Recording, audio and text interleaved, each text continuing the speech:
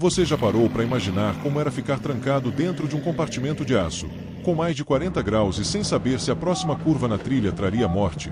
A história oficial costuma pintar a guerra como estratégia e glória, mas a realidade dos soldados que operavam essas máquinas era bem mais visceral e menos romantizada. Enquanto o mundo olhava para a selva, poucos percebiam que o verdadeiro desafio não era só o terreno, mas a claustrofobia constante e a incerteza que corroía a mente dia após dia. Pode parecer contraditório, mas entrar numa blindada no Vietnã não significava proteção automática. Era, na prática, uma caixa de metal que atraía fogo como um ímã e exigia reflexos sobre-humanos. Nos próximos minutos, vou te levar para dentro da cabine, mostrar como a rotina dessas tripulações desafiava a lógica e revelar o que realmente acontecia quando o silêncio da mata era quebrado. Fica até o final, porque logo no primeiro bloco eu explico como a fabricação tanques de combate da época foi colocada à prova contra táticas que nenhum manual militar havia previsto, e como isso mudou para sempre a forma de encarar um ambiente perigoso. A chegada ao teatro de operações trazia um choque térmico que nenhum treinamento básico conseguia preparar. Dentro da torre, a temperatura subia rápido e o ar viciado misturava suor, óleo diesel e o cheiro do medo. A construção dos veículos priorizava campos abertos, mas a selva vietnamita exigia adaptações urgentes no campo. Grades externas eram soldadas às pressas para evitar que granadas entrassem pelas escotilhas durante as emboscadas. Cada patrulha inicial era uma aula brutal sobre como o terreno dominava a máquina, forçando a equipe a repensar táticas. O silêncio da mata era quebrado sem aviso, transformando rotinas de transporte em cenários de guerra instantânea. Rajadas de tiros vinham de todas as direções, vindas de posições camufladas que tornavam o contra-ataque complexo. O poder de fogo do canhão era devastador, mas errar o alvo significava expor a lateral frágil da blindagem. A metralhadora coaxial e as armas de teto eram acionadas em sequência, criando um corredor de chumbo para o avanço. A explosão mais próxima tremia o chassi inteiro, lembrando a todos que a sobrevivência dependia de segundos decisivos. Nesse caos controlado, a coragem não era ausência de medo, mas a capacidade de manter a calma enquanto os nervos gritavam. Cada membro da guarnição sabia exatamente seu papel, desde o carregador ágil até o motorista que lia o barro como mapa. A confiança mútua era a blindagem mais forte que o aço, forjada em noites sem sono e em missões que testavam limites humanos. Relatórios de campo mostram que tripulações que mantinham a comunicação clara sob pressão tinham taxas de sobrevivência maiores. Mas a selva guardava armadilhas ainda piores, e foi quando as minas improvisadas começaram a ditar o ritmo que tudo mudou. As minas enterradas nas trilhas eram silenciosas, mas seu impacto mudava tudo num estalo seco que ecoava no chassi. A explosão levantava o veículo, danificava esteiras e deixava a equipe exposta no momento mais vulnerável do combate. Soldados experientes aprendiam a ler o terreno, folhas deslocadas, barro revolvido, qualquer detalhe podia salvar vidas. A fabricação dos blindados não previu esse tipo de guerra simétrica, forçando inovações sob fogo cruzado constante. Cada metro avançado exigia a paciência de caçador e a certeza de que o próximo passo poderia ser o último. Quando a emboscada vinha, o perigoso se multiplicava. Inimigos surgiam de túneis, troncos e até de árvores altas. A metralhadora de teto virava a primeira linha de defesa, enquanto o canhão principal buscava alvos em movimento rápido. Rajadas de tiros cruzavam o ar, e a poeira levantada dificultava a visão, transformando o combate em instinto puro.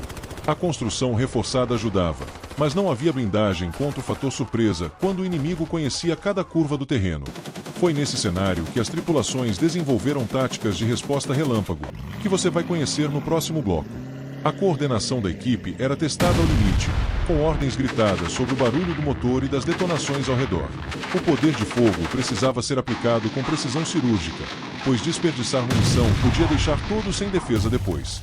Tanques de combate que operavam em conjunto com infantaria tinham vantagem, mas a comunicação falhava com frequência na selva densa. Coragem era manter a posição mesmo quando o cerco apertava e a saída parecia impossível, confiando no treinamento e nos companheiros. E quando a noite caía, o jogo mudava completamente, porque na escuridão até o aço mais grosso parecia frágil.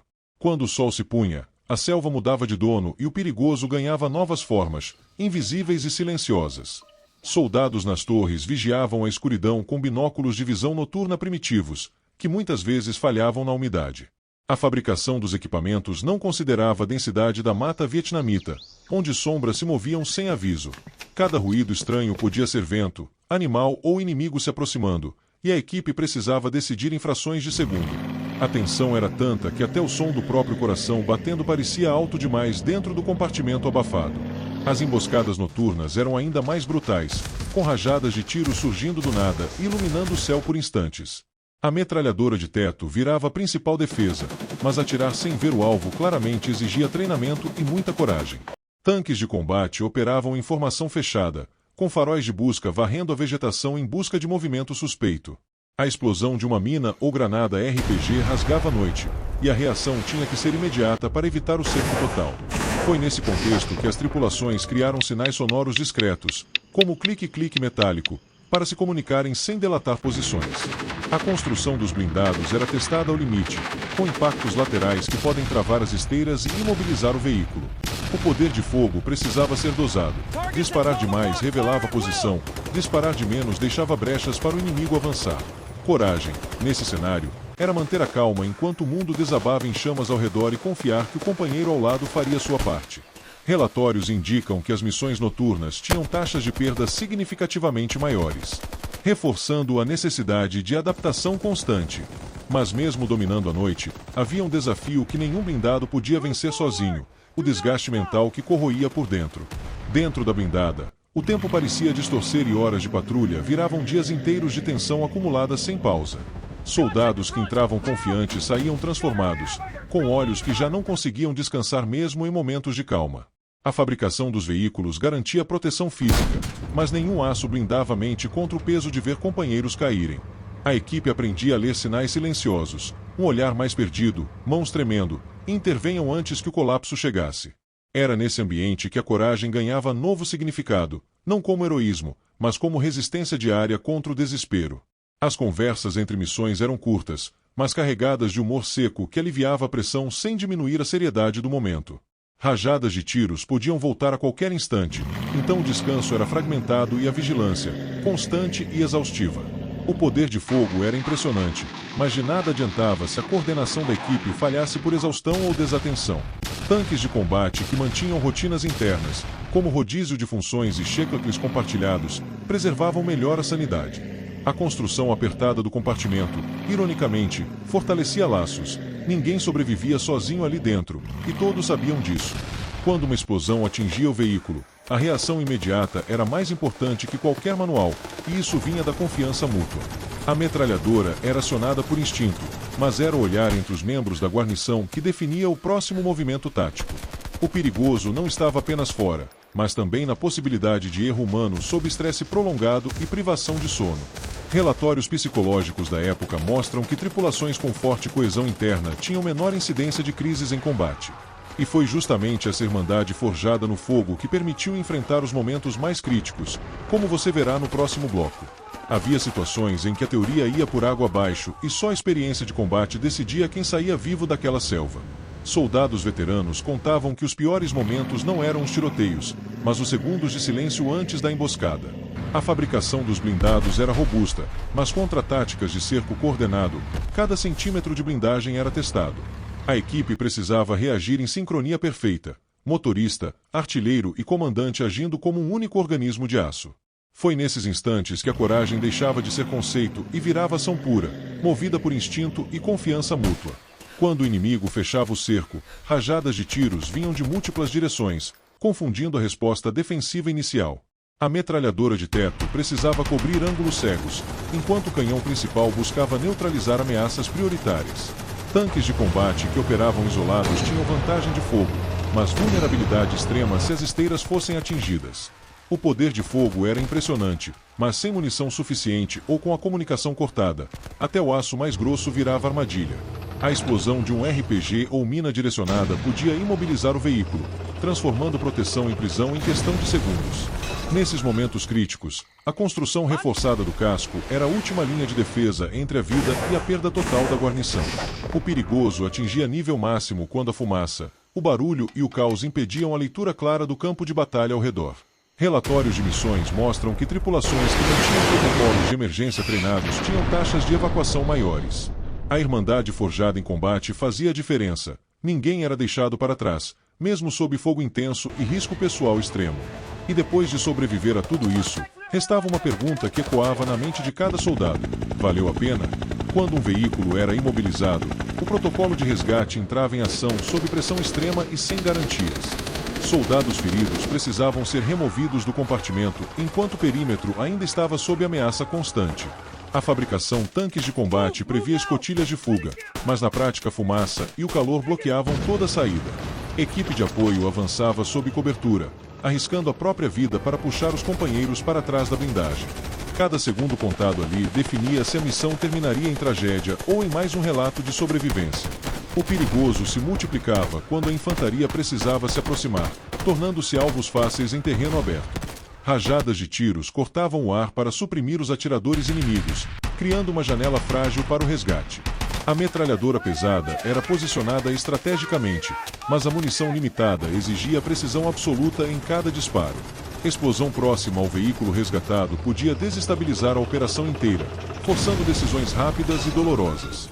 Foi nesse caos que surgiu a tática do escudo de fogo, onde blindados se posicionavam para cobrir a retirada dos feridos. A construção dos veículos precisava suportar não apenas o impacto, mas também o peso emocional de quem ficava para trás. Poder de fogo era redirecionado para proteção imediata, priorizando a vida da guarnição sobre o avanço tático original. Coragem, nesse momento, era segurar a posição mesmo quando as ordens diziam para recuar, mantendo a linha ativa. Registros históricos mostram que missões de evacuação tinham as maiores taxas de baixas, mas também geravam as maiores condecorações. E mesmo trazendo todos de volta, havia um custo invisível que nenhuma medalha podia pagar, como você verá a seguir.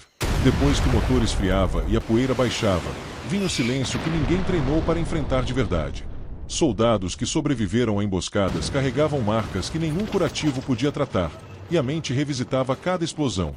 A fabricação tanques de combate evoluiu com as lições do Vietnã, mas nenhum manual ensina a lidar com o vazio pós-combate.